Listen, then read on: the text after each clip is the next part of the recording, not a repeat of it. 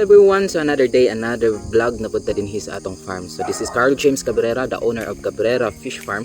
For how many months no wala ta naka voice over. So karon mag voice over na punta for an update sa ato ang farm.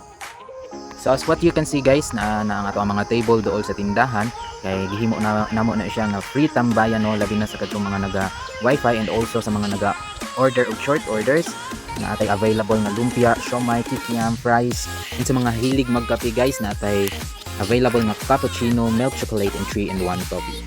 So kay hapit naman po ang ato anting klase guys, so pwede po nato ni siya mahimo og study area.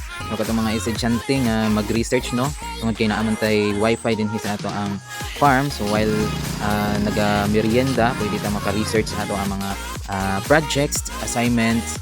So kauban ang ato ang mga barkada. And very soon guys, basi maka-serve na punta og milk tea din sa Cabrera Fish Farm. So abang-abangan natin na.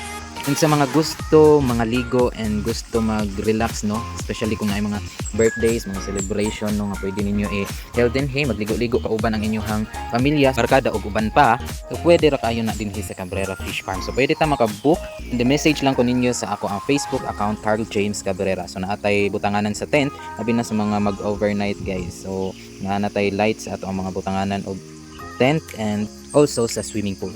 So pwede po na ito ipa-reserve na daan ng ato ang payag no na tambayanan, and pwede po na makaluto-luto diri kay para naamoy katambayan during sa time sa inyong pagligo-ligo or pag-celebrate ba sa inyong mga occasion.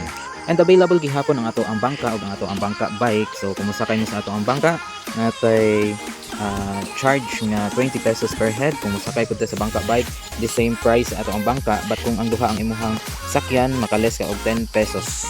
So 30 pesos lang ang imuhang mabayaran sa ato ang bangka, and you can ride up to sawa na siya guys. Basta dili lang nato gubon and dili lang pud nato sakyan og daghan kaayo kay matuwad basi maguba. And bayaran gyud na nimo ang imuhang damage. So careful lang jud ta para dili ta maka-damage, dili ta madak-an sa atong bayad. Much better no nga ato ang basahon ang ato ang farm rules bago ta mosulod sa ato ang farm, and naapod ko gipamutang sa mga payag-payag.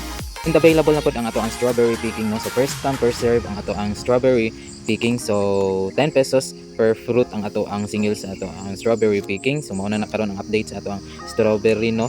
So nagabunga na sila, and ang uban wala pa kaayo kay nagapa-runners pa man ta. So base sa sunod makahimo na pud ta og strawberry jam. Pwede ra pud kaayo ta magpa-reserve na lang daan kay dali ra kayo mahurot ang ato ang strawberry jam. And that's it for today's video, and thank you for watching. Bye bye.